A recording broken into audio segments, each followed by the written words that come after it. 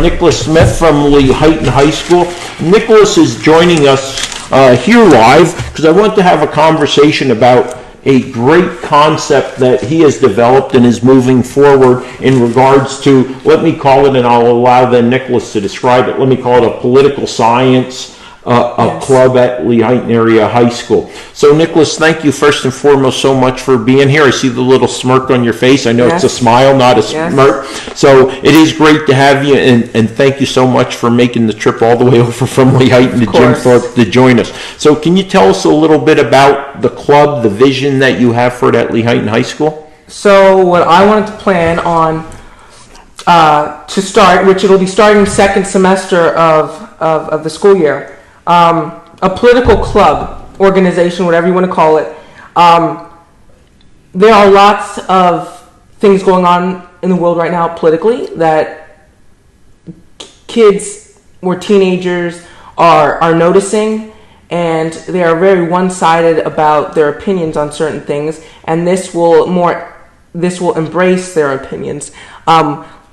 We will have discussions, political debates, but of course it will not just be one-sided. It will be the Republicans feel this way, the Democrats feel this way about a certain subject, and then after that it's up to you how you feel on that subject. And I'm assuming we say Democrats and Republicans, but it's really all-inclusive. So independents, libertarians, non-affiliates. Exactly. It's bringing everyone to the table to have an informed conversation on important issues. The one big rule I will have in this club is there will be no angered argument in it, because one thing that is very wrong in the world is when it comes to politics, it gets really nasty, and I don't want that in this club at all. So what was the vision, or what was the inspiration to start this club? You know, and when did it come to you? And well, it came to me, I don't really know when it came to me, but I'm really heavy into politics. And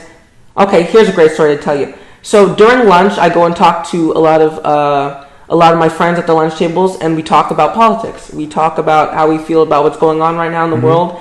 And then, of course, people will be like, excuse me, can I chime in? And I'll be like, oh, yeah, of course. I mean, and they'll have their different opinions on this. And I said, well, why do we have to do this at lunch? Why can't we make a club about it? So I made it happen. I have an advisor for it. And it will happen second semester. Okay. And did you have to go before the school board to request the support of the school board to have the club? I did not, but I actually think that might be something I will have to do. Yeah, because I've seen that, it seems like in Jim Thorpe, when clubs are being formed, the students tend to go before the school board and I guess seek their permission because they are going to be using school resources, be it a classroom and things of that nature.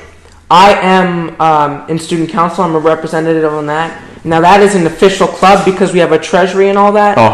There are some clubs in the school that aren't really official. We have a club called a VEDM. It's a peer counseling group, all student run. But it's not an official club because we don't have any money. Right, okay. So this won't be a really official club either. But that's really all it on the description of it. I mean, once this thing starts, once this thing really gets going, I'm going to open it up to not only Lehighton students, but people in Carbon County. Like have certain meetings held at the recreation center, have certain meetings held at local churches and things like that, where we can discuss and go from there.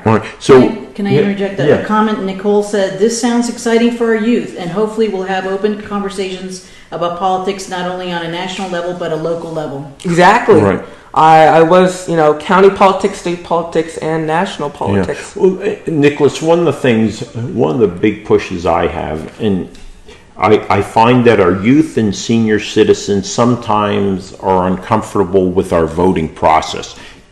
Today is a very recognized point in that, since we're implementing new voting machines. And what I'd like to push for the Bureau of Elections here in the county is annually they need to be going into the high schools, setting up the voting machines, and rising voters, as I call them, have the opportunity to use the machines and learn them. And what I had thought was, what would be a great way to actually utilize them where everyone in the high school would use them? What if they set up a couple machines and use them for student council elections, right? And so there it is, the practical application, you're teaching in that manner for students. I'm not sure on who that is, but we have a government teacher that actually does something along the lines of that. But that is a great idea, and that will be something that I will note. Yeah, and do, because the machines aren't at use at that time, and so they could actually have a bunch of machines there. Right, and that's what I'd like to see. Again, have to check the legalities of using them for other than, municipal or state elections and stuff like that. But I think that'd be a good way to expose the youth to the voting process, or at least the technical aspects of it. Yes, and we won't just talk about state, county, national politics. Of course, one of the big ones in the area is our school board politics. Some people aren't comfortable going in front of the board and talking about things as other people are.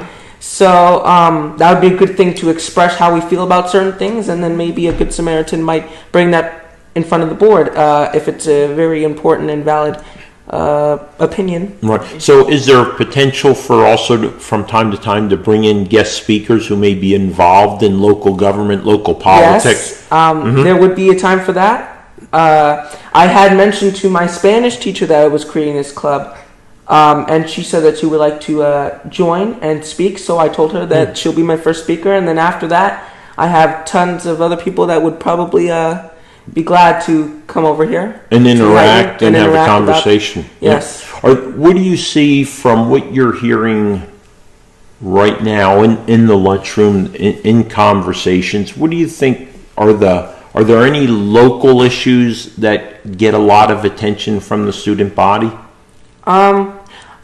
See, I don't know if there's many people that follow the local issues, which they should, and that's one thing about this club. They more so are more in tune about what's going on in the district. Like we just had a recent schedule change that has been making everybody, including myself, a little disappointed. Well, they say all politics are local, and for students in school, local politics is that which is impacted by the school board. I know one thing, some kids talk about the Lehighton Grove. It's the park in the middle of town. They feel that they should be able to go there at certain times and just hang out. But then there's controversy about, at certain times of the night, there's people there doing drugs, there's people there vandalizing, and that is an issue that I just did think about that probably should be taken care of. I mean, I know there's a lot of things, people complain about it all the time, but I don't think there's anything really being done. Right. Talking about like a politics-centric club, have you reached out to the other school districts or to the other high schools to see if there's other clubs of this type already in Carbon County? I have not, but I do believe in other schools there are political science clubs. I think there's actually political science classes that people take too. What I would recommend is maybe reaching out to the different school districts just to see, because there's going to be some best practices that they've already have experienced or learned. They might even have bylaws, things of that nature, understanding parliamentary procedures and stuff like that, depending on how formal or informal you want to run it. So that might be another, a thing to do, to reach out to the school districts to see if there's other similar clubs, because then they may form also, you talk about kind of taking it on the road a little bit. Well, that might be another opportunity, because now you talked about debating. Well, maybe it's debating with other schools on the issues instead of just keeping it insular to Lehighton. Yes. Well, I did tell the certain students that I'm about to name right now that I would be announcing them on this live tonight. I already have officers in place for this club. I have an Abigail Klotz of Lehighton High School. She will assist me as my vice president. Oh, good. I have an Isabel Miskowski of Lehighton High School that will assist me as my Secretary of State. Okay. Now, as we should know, or all know, the Secretary of State deals with foreign affairs. This certain individual will deal with creating a great relationship with other schools and organizations, so that way we can have joint events. And I have a press secretary, O'Reilly Notestein of Lyon High School, that will deal with social media and advertisement. Great. Awesome. Yeah, no, that's great. You talked about other organizations such as Rotary, Lions. There's just ladies clubs. There's a couple still ladies clubs in Carbon County, all that would probably want to embrace the involvement of the youth in some of their activities. Could also potentially look at other things like cabinet members, that, exactly. then adding those on Yes. later and expanding. And those that serve on our judicial branch of the government. So, you know.